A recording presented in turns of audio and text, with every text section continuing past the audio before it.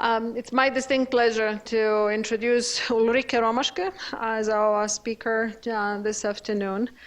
I got to know Ulrike when I was in Vienna, and I was on her PhD committee at the University of Vienna where she actually defended her PhD that was done actually at the University of Washington in Seattle under the mentorship supervision of Bob House. Her degree, actually, she is Doktorin in den Naturwissenschaften, is actually from the University of Vienna, and she hails from Austria, where she got actually her master's degree. This was diploma degree, that's an equivalent of the US master degree at the program in meteorology at the University of Vienna. Since that time, she's been in the US for quite some time. She's been here in Boulder and worked at the CU as a research scientist part-time in the Department of Physics. And since 2014, she's been actually here with us in EOL.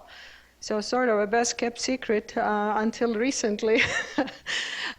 She's been working with me on stereo. I should say she's been working alone. I only provided a topic on the stereophotogrammetry of clouds. It is one of those data sets we collected in T-Rex that no one has seriously analyzed. And when Ulrike approached me and asked me whether I have anything interesting for her to do, I said, well, maybe you would take interest in this subject. And so she did. And at this point in time, she has a full seminar ready to tell us what she's been doing for the last 2 years. And she will be presenting some of that work in the Bob House's symposium and the upcoming AMS meeting. Okay. Ulrike, the stage is yours. Okay, I hope the microphone seems to be working. You have one here. I have one here, I have one here. Okay, well, good afternoon. Thanks everyone for coming to hear about Stereophotogrammetry of Clouds. So, as you already have heard, I've worked on that topic with Wanda and also with Joe Zander from the University of Arizona. So what we see here is Owens Valley in Eastern California. We're looking north. To the left, so to the west is the Sierra Nevada. To the right, in the east, are the Inyo Mountains, which you can barely see. But we have a nice cap cloud over the Sierra Nevada, and we have a roll cloud over Owens Valley. And so just quickly, the outline for my talk today. So first, I'll tell you something about our motivation and the data set. And then I'll go into the basics of stereophotogrammetry.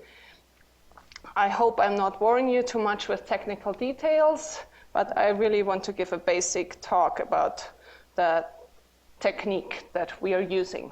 And so I'll tell you basically what it is. I'll talk a lot about camera calibration because it's a big topic in stereophotogrammetry, and then about triangulation, georeferencing, automatic feature matching. And then I'll present some special challenges that we have when we look at cloud images, and I'll talk about the solutions we've come up with. And I'll give you some preliminary results, but the main focus of this talk is really about the technique. And so I hope at the end of this talk you'll have an understanding of what stereophotogrammetry is and what the possibilities are, what we can do with it. So we'll start with motivation and data. So as already mentioned, this is a data set from the T-Rex field campaign, which took place in Eastern California, in this lee of the Sierra Nevada. I am looking specifically at IOP6, which took place on March 25th, from 8:40 to 11:20 local time, so it was in the morning. The cameras were Canon 20D digital 8-megapixel cameras, whatever that means. And one fact that is maybe important is the baseline between the two cameras, which is 666 meters. And here you see the setup. So here all the other T-Rex instruments in the northern part of the valley, and here in the south we have our two cameras. And again, to the west, the Sierra Nevada, and to the right, the Inyo Mountains. So a little bit about atmospheric rotors, because one of the key objectives of T-Rex was to explore the origin, dynamical structure, and temporal evolution of atmospheric rotors. So this is a very basic two-dimensional schematic of an atmospheric rotor from Lester and Fingerhut, 1974. And this is basically also what you get when you run a two-dimensional model. And so we have a mountain range here on the left side. We have a downslope wind, we have a cap cloud, and we have some lee waves. And under the lowest lee wave, we have this rotor forming with a nice roll cloud on top. So this is the basic conceptual model that you will see in every paper that talks about atmospheric rotors. Well, this is a schematic of IOP6 from Strauss et al. 2016. They did a very nice analysis of the whole, basically the whole T-Rex data set. And this is a schematic really of the actual conditions.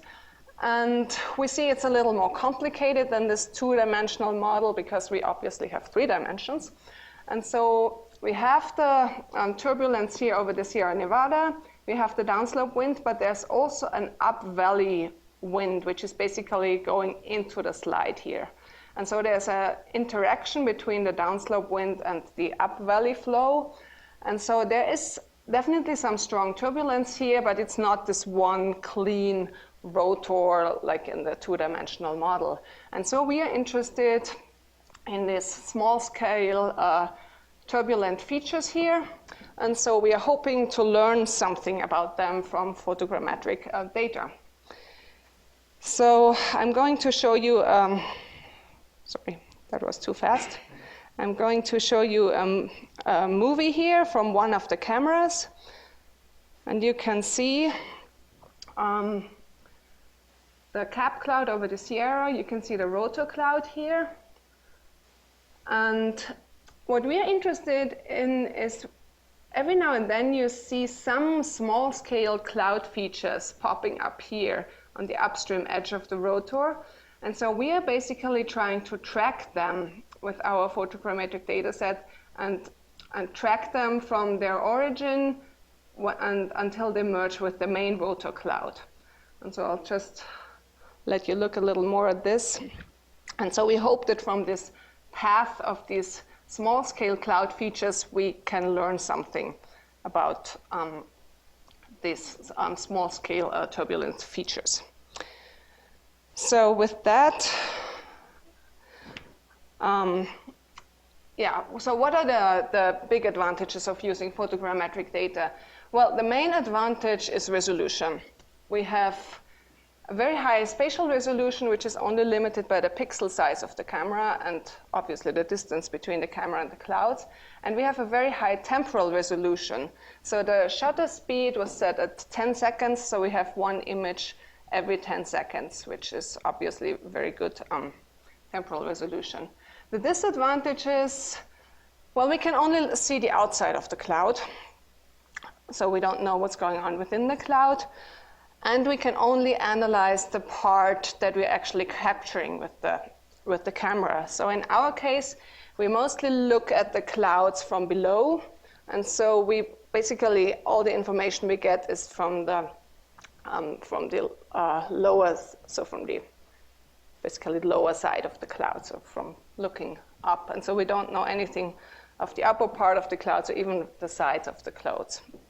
But the cloud base is what we can analyze. So now we go into the basics of stereophotogrammetry. So what is it? Well, let's first ask what is photogrammetry. Well, photogrammetry is basically the science of making measurements from photographs. So this is just an aerial image from South Boulder. You can see Table Mesa road here. You can see Colorado Avenue. And so basically, if you know the scale of this image, you can measure, for example, the distance between baseline and Colorado. And so this has been done for a long time. So now we add the third dimension by making it a stereophotogrammetry problem. So we have two cameras, two images.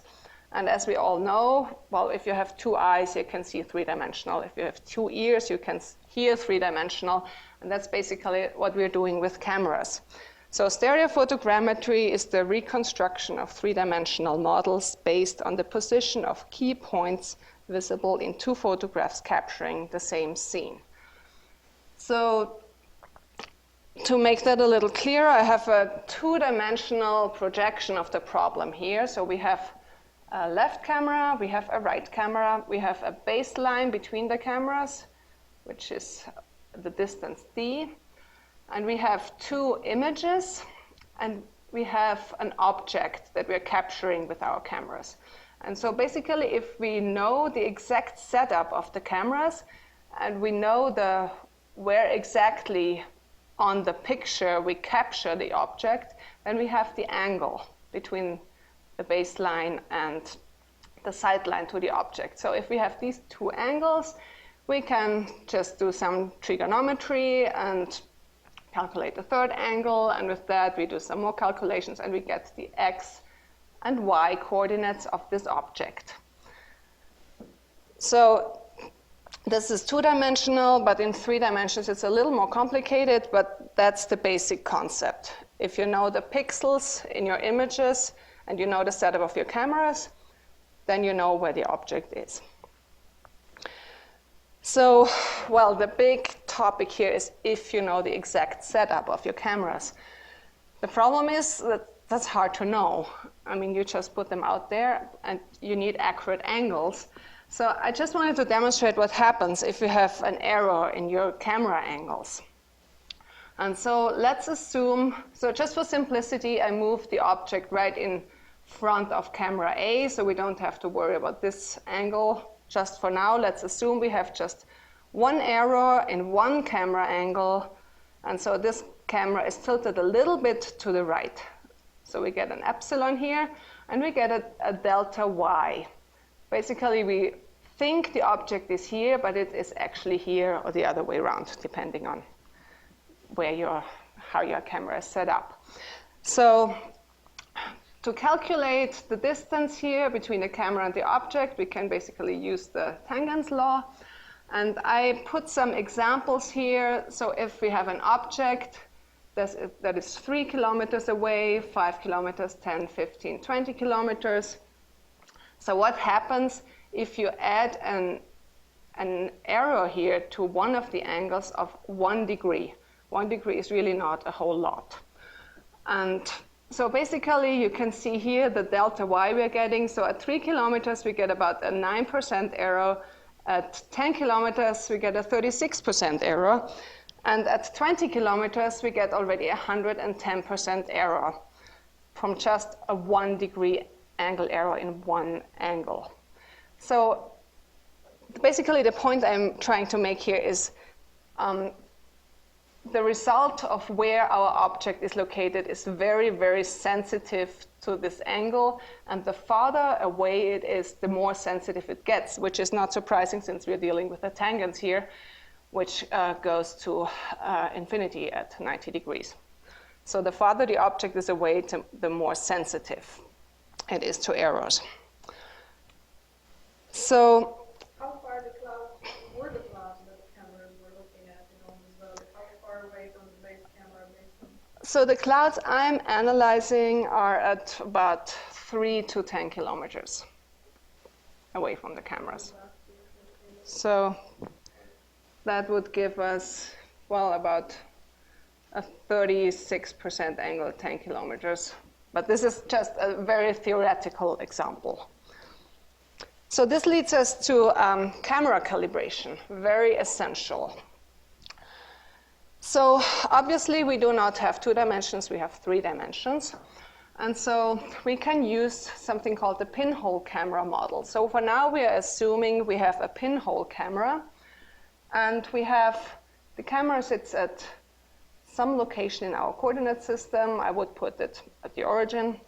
And we have an object X, and we have the pixel coordinates in the image A. And these two are basically linked together via the projection matrix P. So what we need in order to get the three-dimensional pixel object location is the camera projection matrix.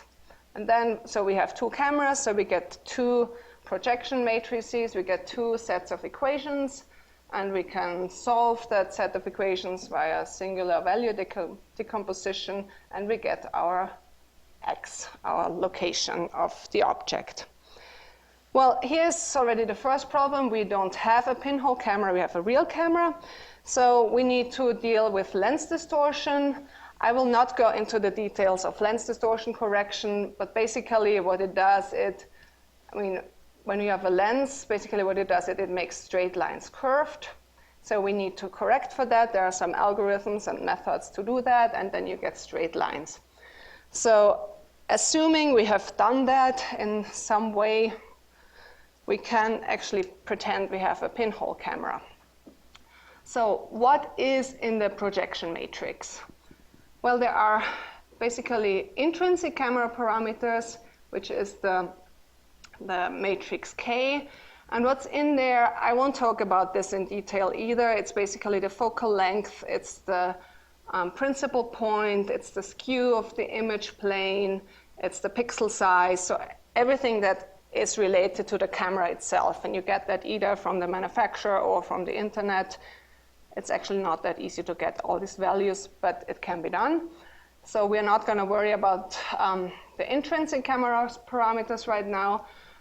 So we are looking at the extrinsic camera parameters, which is basically, this is the location of the camera, and this is the rotation matrix. And the rotation matrix depends on the camera angle. So we have three angles, alpha, beta, and gamma. And people call them yaw, pitch, and roll. I call them the yes angle, the no angle, and the I'm drunk angle. And so we need to calibrate. So basically, we need the rotation matrix, which depends on these angles. And so just one word about the camera location. We can measure that with GPS, so this is not a big problem. And actually, for the camera calibration, we don't really need the latitude, longitude, elevation coordinate. All we need is the length of the baseline. And so the main part for camera calibration is really getting the angles right. So how do we do that? Well, there's something called the epipolar line constraint, which is very useful. So let's go back to this two-dimensional problem for a second. So we have two cameras and an object, and let's just pretend they are all on a plane. So if we add an error, we still, these sight lines from the cameras to the object, they still meet. So basically, if we get a location, we always get a location because the sight lines have to meet, but we don't know if it's correct. If we have 3 dimensions and we add an error to our cameras, usually these two sight lines, they don't meet anymore. They pass each other at some distance d. And so we can actually use that for camera calibration because we know in real life they have to meet, otherwise the object wouldn't be on the image. And so we basically try to minimize, so we basically turn our cameras that way that we minimize the distance d. Ideally, it would be 0. It never is, though. So we need the location, so basically the coordinates on our images. I call them image pixel pairs because we have one pair here and one pair here, and they correspond to each other because they both capture this object here.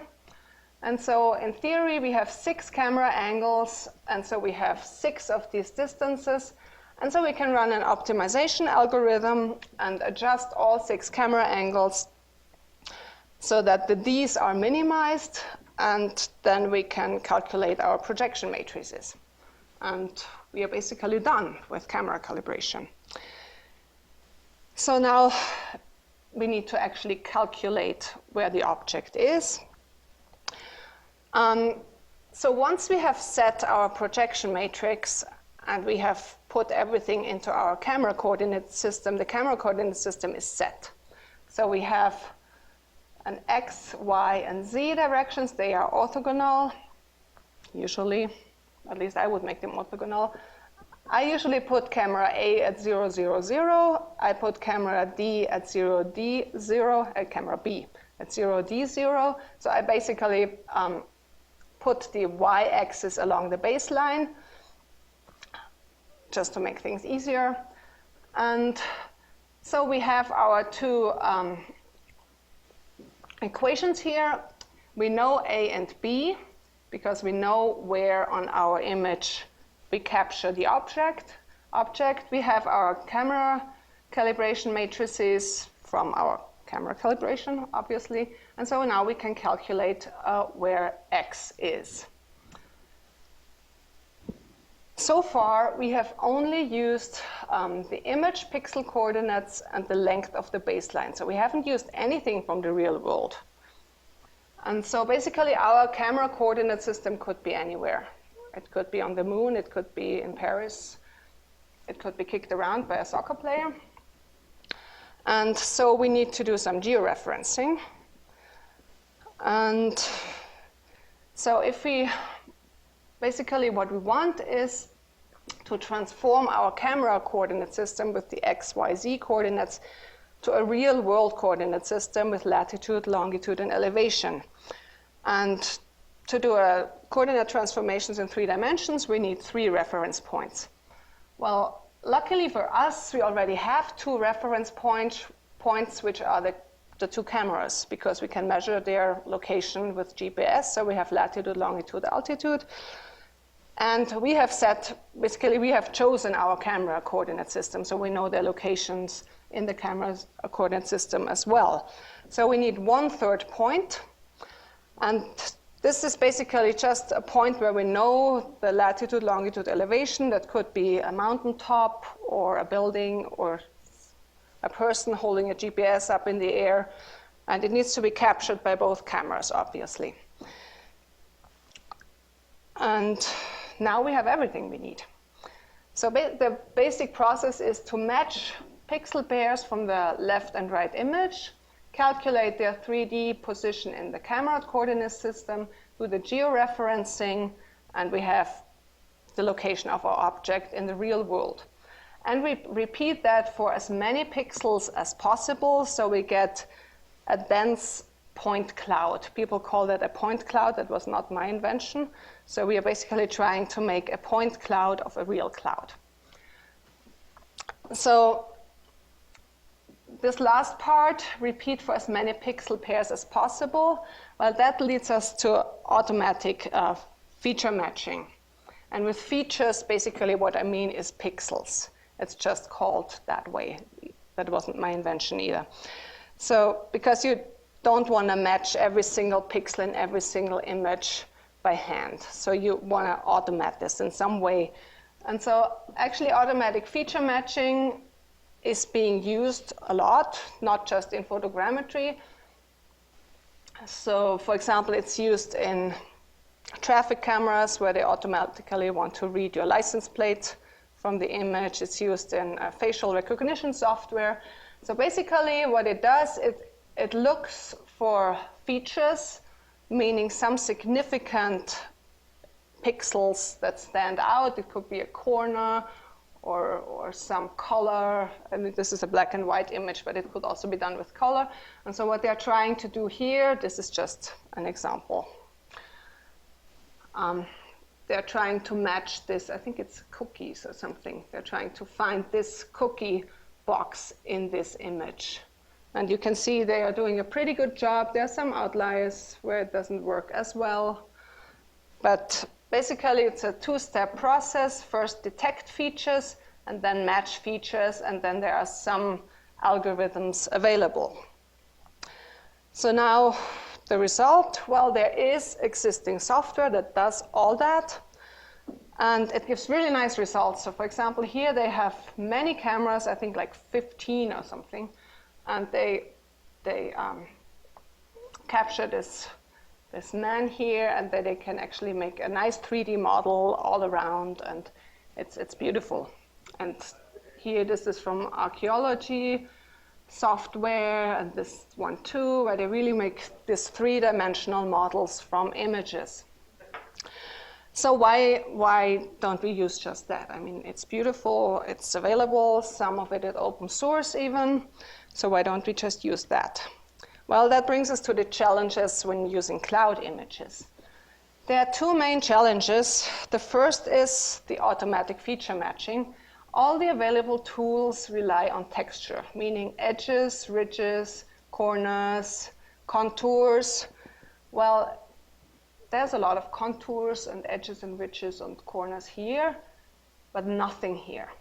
So if you basically feed these images to one of these algorithms, you get like 3 matches, and it usually matches this cloud to this one, and it just doesn't work because there is no texture in these images. The second problem is, I mean, sometimes you have a nice cumulus cloud in front of a blue sky, and at least there you get an edge around the cloud. So sometimes it does work with cloud images, which brings us to the second problem, camera calibration.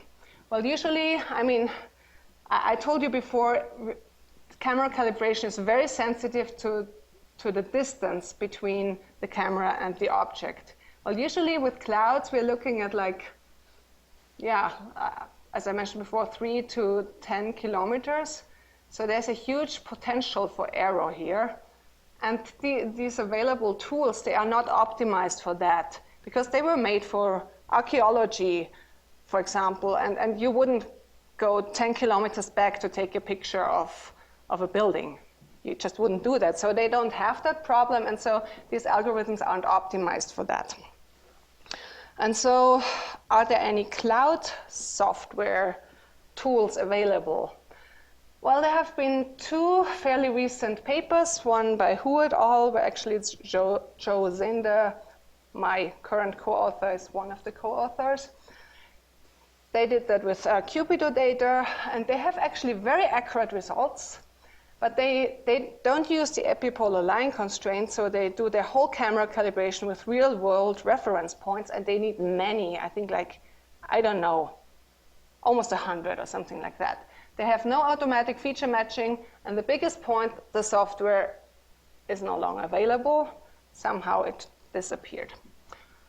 So, and then there's a second paper by Öktem et al. They have apparently a very well-functioning software with many excellent ideas for camera calibration, like using the horizon. They're actually looking at ocean pictures, so they can use the horizon, or using stars, which I don't have either. The problem is they even have automatic feature matching. The problem is their software is not open source. For some reason, they were not able to give me their software. I don't know really why. But I must say Roos and Öktem has been very helpful with discussions and pointing me into the right directions. So basically, there's a need to develop my own software. And so I'm just going to tell you how I solved all these cloud-specific problems. So for camera calibration, we said in theory we need 6 pixel pairs for 6 camera angles. Well, I'm using more of a statistical approach. I'm using over 1,000 pixel pairs. I do some sorting and weighing of these pixels and just use the best ones. And in the end, I do my optimization and calculate my projection matrices. Now the question is, does it work? And so here I just basically, for the reference points I have, and I'll talk a little bit more about that later. So I have found 4 reference points at 3 kilometers, 20 kilometers, 40 kilometers, and 70.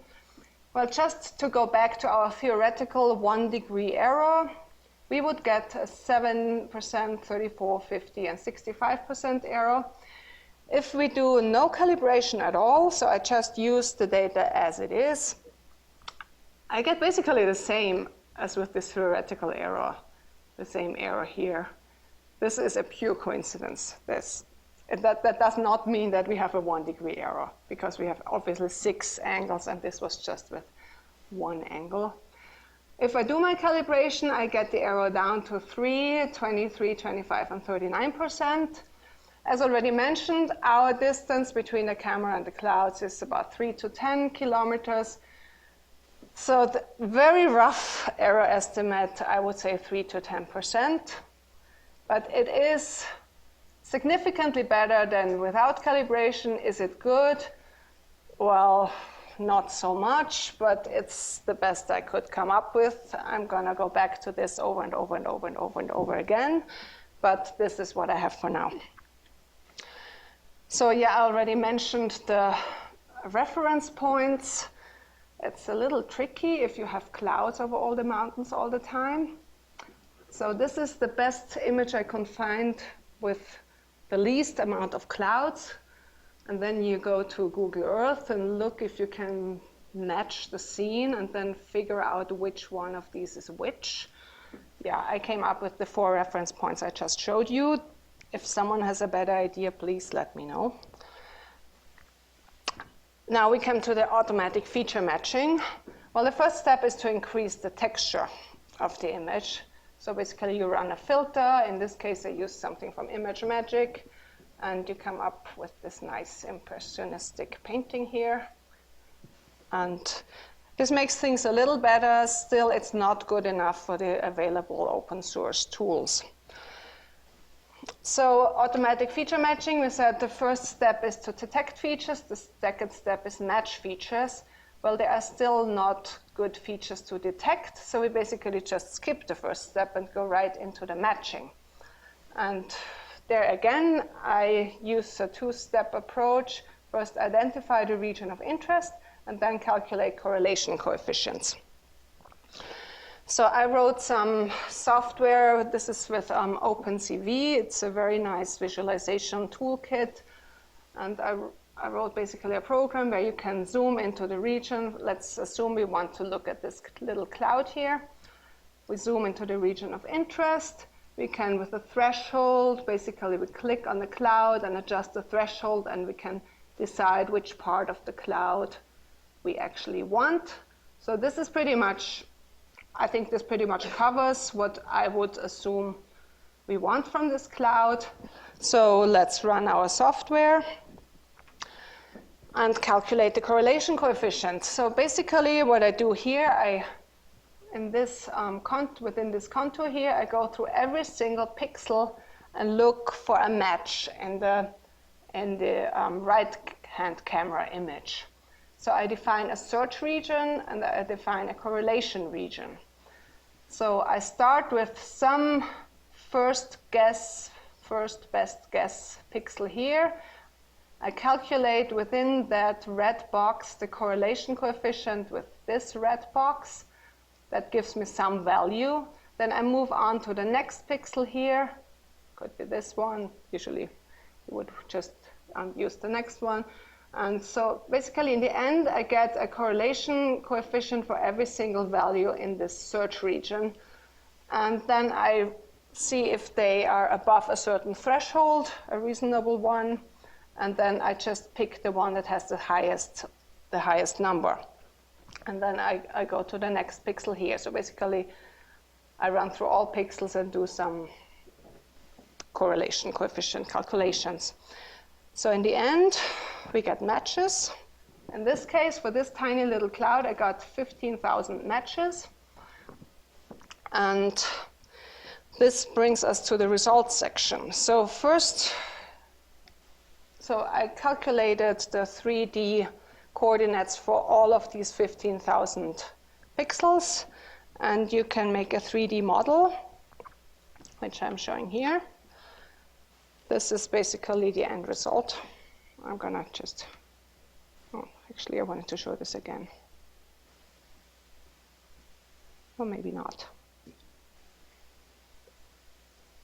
Okay, maybe not. Well, basically we get a fairly dense point cloud of the real cloud. This is another example here from this little cloud, and this is just zoomed in. And here we actually see that we're looking at the bottom of the cloud. So this is latitude, longitude, and elevation goes back. And it's actually hard to tell when you just look at the image, which side of the cloud are we looking at? Well, actually, it's the bottom side. And so this is when you turn it to latitude, longitude, elevation, you can see that this is just the more or less flat surface. And now we can do that for different images. So we can start tracking this little cloud from where it first appears on the image, 10 seconds later, 20 seconds later, and we can do our three-dimensional models.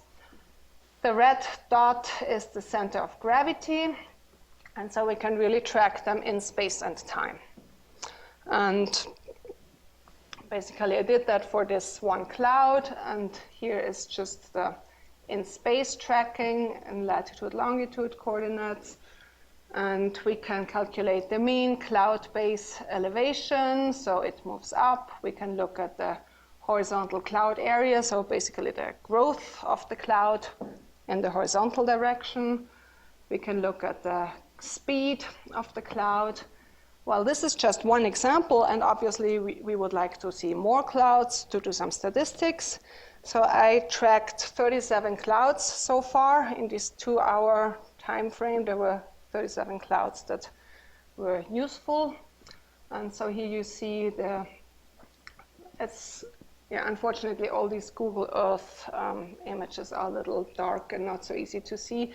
But yeah, you get the basic concept. They all basically more or less move parallel from west to east. And so if we basically let them start all from the same location and from the same time, we can do some statistics. And so here the numbers above the values are how many clouds are in the samples. So for the first 40 seconds, I have over 30 cloud points. Not cloud points, but clouds, actual clouds. And then the last 3, some clouds I can track longer, some merge with the main cloud faster. So this is the horizontal travel distance. So they travel roughly 1.32 kilometers in a minute. And well, this translates into horizontal speed of about 20 meters per second. And you can see there's a huge variation, and probably I need to go back and clean up my data set a little better. But yeah, and you can also see this is the standard deviation. So the variation is pretty large.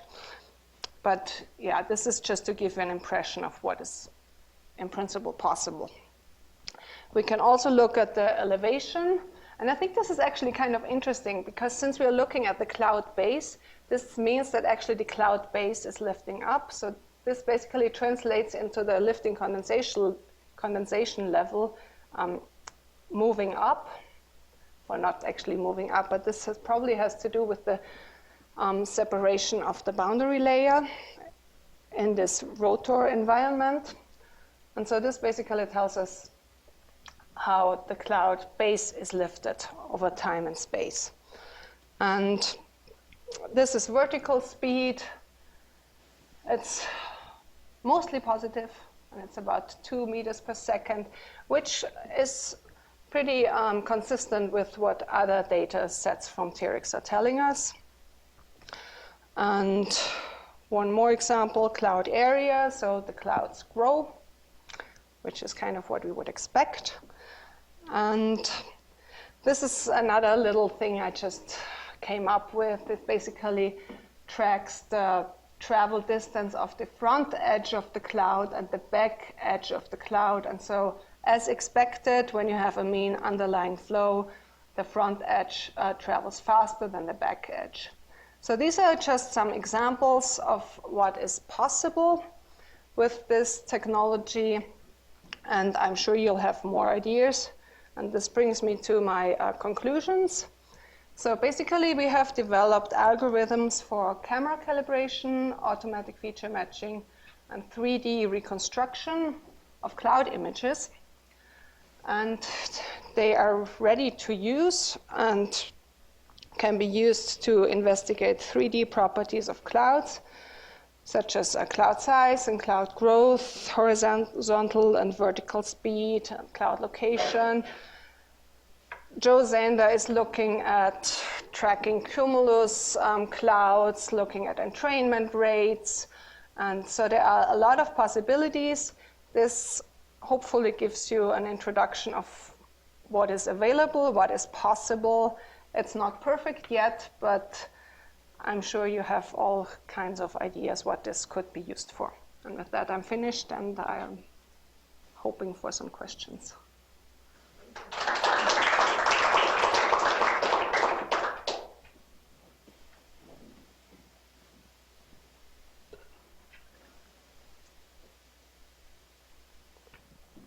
So do we have some questions for Ulrike? Yes, multiple questions. There was clearly a lot of other, that was very nice, by the way. There's clearly a lot of other data sets in T-Rex, and so have you started to look at some of those data sets to see if you can correlate what you're seeing with what aircraft and profilers and balloons and all the other things out there we're seeing? Yes, so I looked mostly at LiDAR data just to see if my clouds are reasonable. And it does look pretty reasonable. So they are basically, I mean, the clouds I am looking at, they are farther to the south because we are some distance away from where the LiDARs are. But they are basically more or less at the same altitude than what you see in the LiDAR. So that was a first common sense check. But the thing is that with all the other instruments, you never get that resolution. And so you are not able to actually look at these very small scale features that we can look at now. And so there's no direct comparison. So I did the common sense check whether it makes sense, whether my data is reasonable. But everything else you cannot really see in the other data sets because the resolution isn't good enough. Either the temporal or spatial resolution isn't good enough. Can you go back to that Google Maps image? And I'm just wondering where the instrument array is on that image. The very first one. Let me see. No. Where the with the clouds. Are? With the clouds okay. and the. I This think that's one. it. Yeah. Do you know where the instrument array is on that one?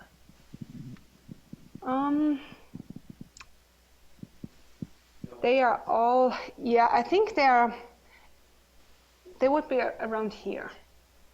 I mean, I had, yeah, I should have put them on that image, but I had them on that image, but then I zoomed in more to actually see the dots. And so they are about here.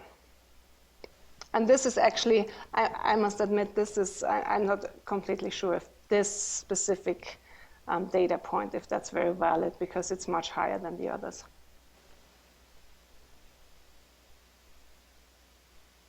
There was one instrument in T-Rex at least that provides not quite comparable resolution, but it comes close.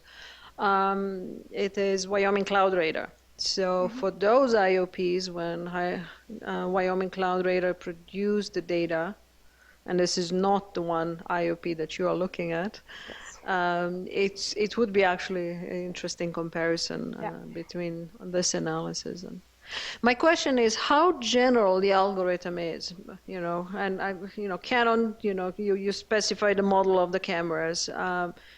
To what degree is your algorithm tied to a particular camera model, and how general the algorithm is? So, I mean, I'm trying, obviously, Joe Zander's interest in this work is working with Cupido data, and they have obviously different cameras and different setups. So I'm now in the process of generalizing my I mean, I made a special version for him, so it does work for his data. I'm now trying to put these two versions together, so it's actually general for, basically you just, what I would like to do is have one code that basically just where you specify all the camera constants like pixel size and yeah, all these things. Obviously, what you would need to do for each setup differently is the lens distortion, because that's camera specific. But once you have the undistorted images, I would like to generalize my code as much as possible. And I think I'm pretty close. So it does work for Joe's data, it does work for my data. I need to find some more data sets where I can use it. So yeah, I mean, the idea is to make this as available to everyone who wants to use it as possible.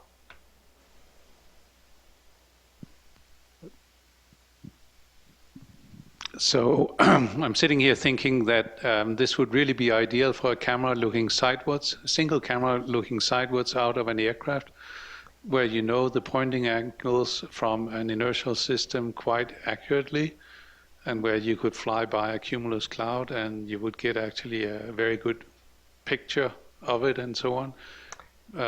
And I guess the advantage of what you're doing is that it is actually so fast because you're just taking a couple of pictures. So why don't you ask us to put a 8 megapixel camera on the side of the G5 and looking out through a good optical window and flying by a cumulus cloud and see what you can come up with? Yeah, actually, it has been done. It has been done, but not to a very sophisticated degree, I would say. Not with really this in mind. There have been, I don't know which field campaign, Bob Rilling just showed me some data. Yeah, so people have been doing that. I don't know of anyone who has really done it seriously. I think people but you're doing it seriously, right? Well, I'm trying to actually analyze the data. People like to collect data, and then the data sits there, and no one has ever done anything with that data. So that's probably one of the more data sets I would like to look at, is these aircraft cameras that are already available, and see if I can actually come up with something that works for that as well. But yeah, please do. So, I mean, what you're saying, two cameras looking sideways. No, one camera, and you're moving a platform. I see. So replacing time and space. Okay. But we move so fast that time and space probably doesn't matter a whole lot. Although I must say, I mean, these 10-second shots, the clouds are quite different in every image. So I think two cameras would actually be better. You need two aircraft. Well, you could put them one on the front, one on the back, right? I don't know how that would work. So this is really, really excellent. And I've been thinking about this problem a long time. And back in 2001, I had a little paper in AMS where we put two vertically looking, zenith-looking total sky imagers about a mile apart near a radiosonde site. And we were trying to get the cloud cover using the base of the clouds to get the winds at the base of the clouds. And we compared it with a radiosonde. But we basically used correlation. And it's one of these things where it works sometimes and not always. If you have multiple decks, it gets hard. So fast forward to now, and we have a payload on the NASA B-57 that drops dropsondes into hurricanes. And I have two cameras on it, one looking forward, one looking aft. So it's not calibrated, but I'm trying to get the Navy to fund us to put cameras on the wingtips, so they have mount points. So this is a 130-foot wingspan, and it's all we got. But the neat thing is, it flies at 62,000 feet. So the goal would be to get vertical winds, vertical advection. In other words, intensity of the storm. How, as you say, you take successive pictures and look at how they move, but it's a very hard problem. And one of the things I've thought about is you can use kind of a quality factor. You compare the edge to the area ratio of the cloud. So if the cloud's advecting over you, you pick the really hard case here. But a lot of times the clouds are quite stable. So you can literally take a picture and then 3 minutes later, you take the same picture, you get a good correlation. The same cloud moves over the other camera. It's easy. So a lot of the times that works.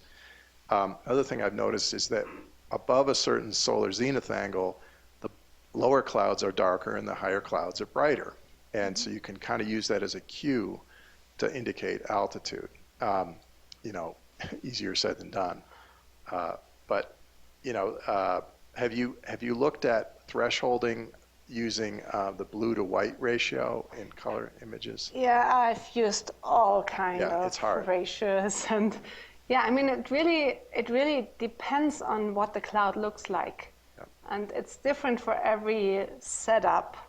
I mean, what I've used here with just a basic intensity threshold works well for the small clouds. With the bigger clouds, I just came up with something else. Yeah, but it's not ready to talk about yet. And so it depends on the application. And yeah, ideally there would be a toolkit available that you can try one thing after the other and just see what works for your specific One of the setting. problems I'll add with airplanes, I've tried this, and you would think the inertial nav systems are pretty good. No, they're not. They're terrible. And other things, the wings move on a B-57 quite a lot. It moves up and down, so you have to know. I mean, I've not tried to do any of this camera calibration. I basically say, well, I'm looking vertically. No, as the mirror turns to block the sun, the mirror optics change geometrically, and so I sort of throw away looking at really far away objects. But if you can convince yourself that, hey, it may not be perfect for every scenario, if it's better than nothing, and if it's essentially free data, then that has value. So, you know, I think it's worth trying from an airplane. And it really depends what you're interested in, because for some certain questions, the camera calibration might not be that important, because maybe you don't care if the cloud is 5 kilometers deep or 10 kilometers deep. Maybe for a certain application it doesn't matter, and Right. then you don't need to worry about In fact, the you camera just blur the calibration. image. You just throw away all that detail, the high frequency spatial information. You blur the image, and if you just want winds, you know, Yeah. it turns out that the high frequency information is some of the problem. But anyways.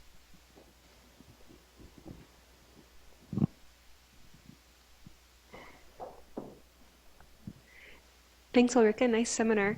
I too am thinking about various applications of this, and the problem that I can think of is that my D probably wouldn't be as wide as I'd like. And so I wonder if you can talk a little bit about what if your distance between your cameras is not very far, and what if your elevation is not the same? Does that cause any problems? So the ideal setup would be the cameras not so far apart that you don't capture the same scene anymore, obviously, but not so close together that you run into a lot of these camera calibration angle errors, because the closer they are, the farther away in relation to the distance between the cameras is the object. So there is this sweet spot depending on how far your object is away. Different elevations, I mean, that's okay as long as it's not, you know, actually, I think different elevation doesn't really matter. Doesn't matter because, you can spin your camera coordinate system around however you want. One system setup that does not work particularly well is when one camera is way more to the front than the other one, because then you get problems that the same object doesn't cover the same pixel space on your image. And also sometimes, in this Octam et al. Paper, they had the problem that actually one camera was basically visible from the other camera. And that creates some additional problems. And so ideally, they would be more like sitting really next to each other with the baseline depending on how far your object is away.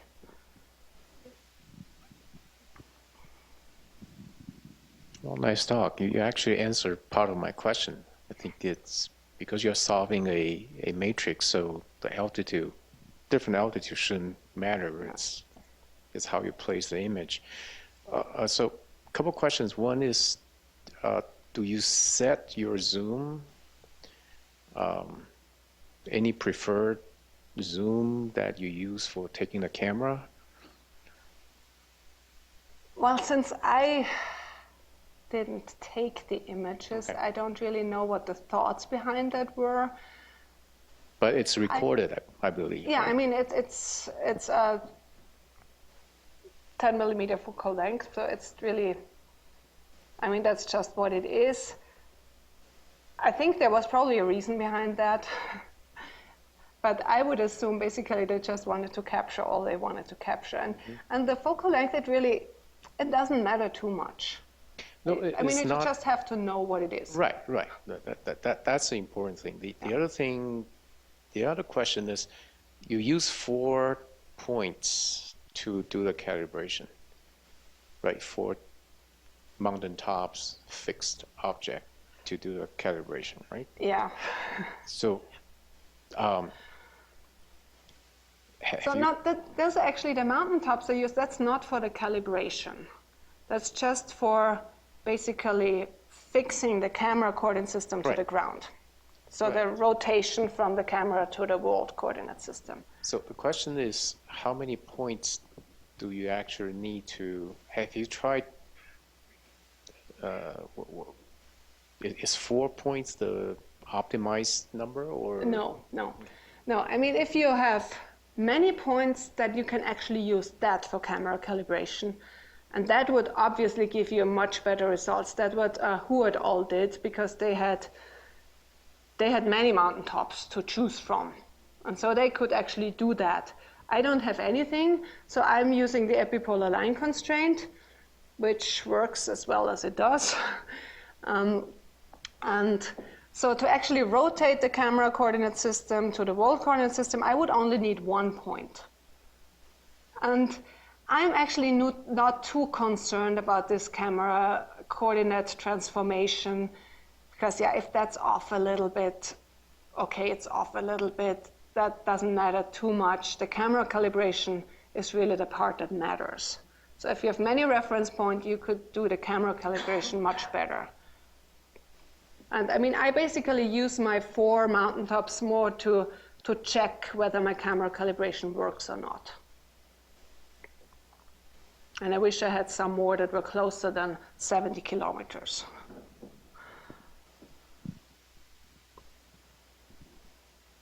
Another question.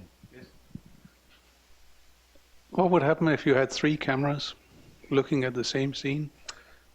You could cover more of the cloud, and that would be great. Yeah, but could you get better accuracy out of it? Yes, because then you have 3 equation systems you can solve, and you can do more minimization and optimization, and in theory you should get a better result, yes.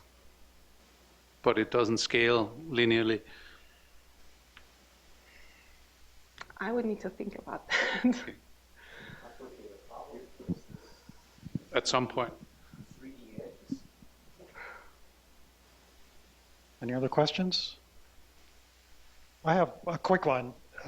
How computer intensive is this process for you? Is it a limitation for you now? It is. So one computer intensive part is the camera calibration, so this optimization algorithm running over 1,000 points. But that's something you need to do only once. And it runs, in my case, on my computer. It runs not parallelized, just straight. It runs for like a day or 2. So that's not a big problem, because you need to do that once, and then you have your camera calibration matrices, and so that's okay. For these small clouds that I showed, that's okay. I mean, these 15,000 points I got there, maybe 10 minutes. No, I think less, 5 minutes. But if you really want to look at the big cloud, and I'm actually working with that right now, I have parallelized my code to run on all 4 cores that I have on the machine I'm running it on. And, well, I think it runs for about maybe 8 hours, and then it crashes. And I think it's done with the computer-intensive part of the time that it crashes. I think it crashes for a different reason. But if you want to analyze a lot of pictures, yeah, I mean, it's intensive, and you would need someone more skilled in making this more efficient. I mean, I parallelized it, but that reaches my ceiling of competency. And yeah, but I mean, it's a lot of points. Any other questions? If not, let's thank our speaker again.